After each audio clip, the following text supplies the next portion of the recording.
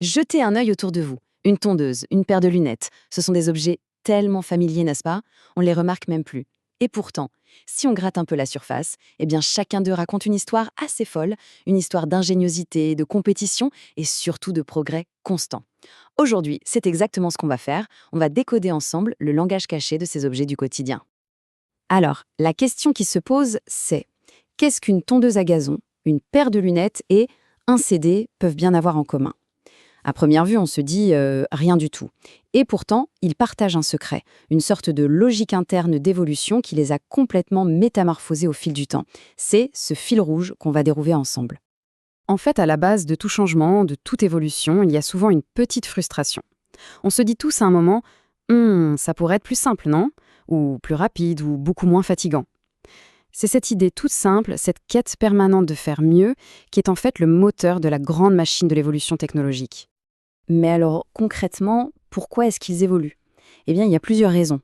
La première, c'est le confort. On veut rendre une tâche moins pénible, tout simplement.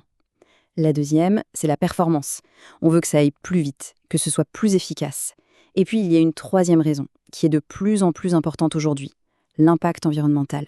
On cherche à faire mieux pour la planète. Alors, pour vraiment piéger cette dynamique, il y a deux mots qu'il faut absolument distinguer. On les confond tout le temps, mais ils ne veulent pas dire la même chose. Ce sont les mots invention et innovation. Croyez-moi, la différence entre les deux, elle est fondamentale pour comprendre tout le reste. L'invention, c'est l'étincelle initiale. C'est le moment Eureka, vous savez. C'est quand on crée une solution technique qui n'existait tout simplement pas avant. C'est la réponse à un problème, une solution qui sort en quelque sorte de nulle part. Pour que ce soit bien clair, prenons un exemple parfait. Les lunettes. Ça, c'est une invention. Pourquoi? Parce que pour la toute première fois dans l'histoire de l'humanité, on pouvait corriger la vue. C'était du jamais vu. Maintenant, les lentilles de contact, eh bien ça, c'est une innovation. La fonction de base est la même, corriger la vue, mais on améliore de façon radicale le confort, l'esthétique.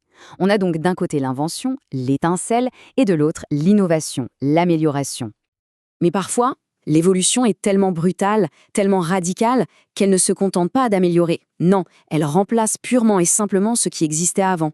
C'est ça qu'on appelle une rupture technologique. C'est quand une nouvelle technologie débarque et devient si performante qu'elle rend l'ancienne complètement obsolète. Et là, l'exemple qui parle à tout le monde, c'est le CD. Son arrivée a été un véritable raz-de-marée qui a tout balayé sur son passage. D'un seul coup, la qualité du son, la solidité du support, la facilité d'utilisation, tout était infiniment mieux que la cassette audio. La pauvre cassette est devenue une relique du passé, presque du jour au lendemain. Une rupture vraiment nette. Bon, maintenant qu'on a posé les bases, pour voir tous ces concepts en action, rien de tel qu'une étude de cas. Et pour ça, on va suivre l'histoire d'un héros un peu inattendu de nos jardins, la tondeuse à gazon. Oui, son parcours est un exemple absolument parfait de toute cette mécanique d'évolution.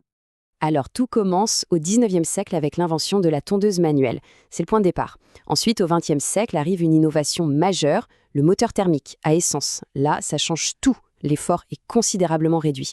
Et enfin, plus près de nous, dans les années 2000, une autre innovation de taille, l'automatisation, avec le robot tondeuse. On voit bien le schéma, l'invention, puis les innovations qui s'enchaînent. Mais attention, cette évolution, ce n'est pas juste une ligne droite bien propre. Pour mieux s'y retrouver, c'est plus pratique de voir ça comme une sorte d'arbre généalogique. Oui, un arbre avec ses grandes familles et ses différentes branches. Ça permet de voir qui est parent avec qui, si on veut. Le premier niveau de cet arbre, c'est ce qu'on appelle la famille d'objets. Et là, le concept est super simple. Si plusieurs objets servent à la même chose, eh bien, ils font partie de la même famille. La seule question à se poser, c'est à quoi ça sert? C'est tout. Et donc, pour en revenir à notre exemple, le point crucial à comprendre, c'est que peu importe qu'une tondeuse soit manuelle, thermique ou robotisée, ça reste une tondeuse. Sa fonction principale, sa raison d'être, c'est de tondre la pelouse. Donc, elles forment toutes une seule et grande famille. Ok, mais au sein de cette grande famille, il y a des différences énormes, on est d'accord.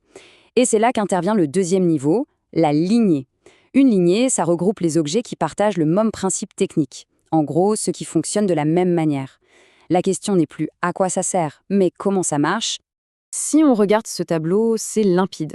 Dans la grande famille de tondeuses, on a plusieurs lignées, plusieurs branches. Il y a la lignée des tondeuses mécaniques qui fonctionnent à l'énergie mécanique, la force des bras. Il y a la lignée des tondeuses thermiques qui utilisent un moteur à explosion. Et puis, il y a la lignée des tondeuses à batterie avec leur moteur électrique. On a bien la même fonction, mais avec des principes techniques radicalement différents. Mais alors, comment est-ce qu'une nouvelle lignée apparaît? C'est simple, il faut une innovation sur une fonction clé de l'objet. Prenons la fonction déplacer la tondeuse. Au début, le principe technique, c'était la poussée humaine. Puis, une innovation majeure a tout changé. L'automatisation, grâce à des microcontrôleurs, des capteurs. Et boum, résultat, une toute nouvelle lignée est née, celle des tondeuses robots.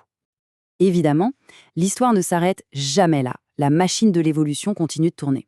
Alors, on a automatisé le déplacement. Quelle pourrait bien être la prochaine grande révolution pour notre chère tondeuse? Quel est le prochain défi à relever? Eh bien, la logique voudrait qu'on s'attaque maintenant à la fonction la plus fondamentale de l'objet, son cœur même, la fonction couper l'herbe.